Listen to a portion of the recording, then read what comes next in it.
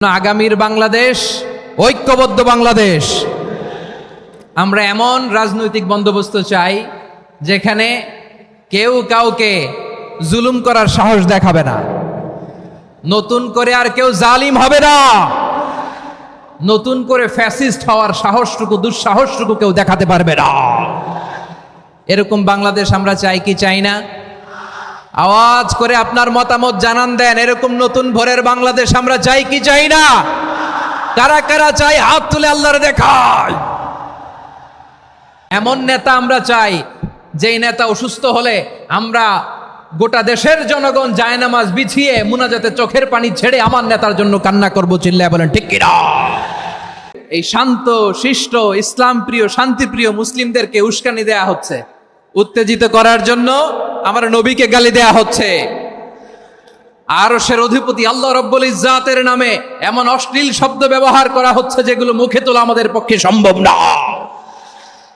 প্রিয় ভাইরা, আমরা আজকের এই চাঁপাইনবাবগঞ্জের বিশাল ঐতিহাসিক তাফসীরুল কোরআনের প্রোগ্রাম থেকে এই এন্টিরিম গভর্নমেন্টের কাছে বিনীত আবেদন জানাতে চাই, আপনারা শান্তিপ্রিয় মুসলিম জনতার ধৈর্যের পরীক্ষা নেবেন না। ধৈর্যের পরীক্ষা আপনারা নেবেন না। সহ্যের সীমা ছাড়িয়ে গেলে জনতা নিজেই আইন প্রয়োগ করার, বিচার করার দায়িত্ব হাতে তুলে নিবে। এটা আমরা চাই না। এটা আমরা চাই না, আমরা চাই না। যারা আল্লাহ রাসূল সাল্লাল্লাহু আলাইহি ওয়াসাল্লামের সম্মানকে খাটো করে, আল্লাহ এবং আল্লাহর রাসূলকে নিয়ে কটূক্তি করে, অবমাননাকর শব্দ ব্যবহার করে, অশ্লীল শব্দ ব্যবহার করে, তাদের ব্যাপারে আমরা সর্বোচ্চ শাস্তি কামনা করি। সর্বোচ্চ শাস্তি তাদের জন্য বাস্তবায়ন করতে হবে। বাংলাদেশে ব্লাসফেমি আইন করে চিল্লায় বলেন ঠিক কিনা?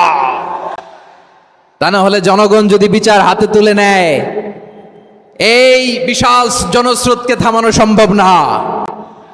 আমরা শান্তি চাই কি চাই না? আওয়াজ করে বলেন।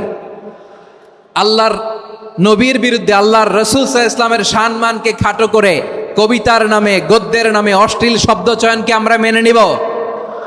অশ্লীলতাকে আমরা মেনে নিব? কারণ আল্লাহর নবী আমার ঈমান, আমার নবী আমার ঈমান। নবীকে ভালোবাসা ঈমানের অংশ শুধু এতটুকু নয়, আমার নবীর ভালোবাসাটাই হচ্ছে ঈমান। চিল্লায় বলো ঠিক কিনা? আমার নবীর জন্য আমরা বুকের তাজা রক্ত বিলিয়ে দিতে রাজি আছি না নাই? রাজি আছো মুসলমান? কারা কারা রাজি?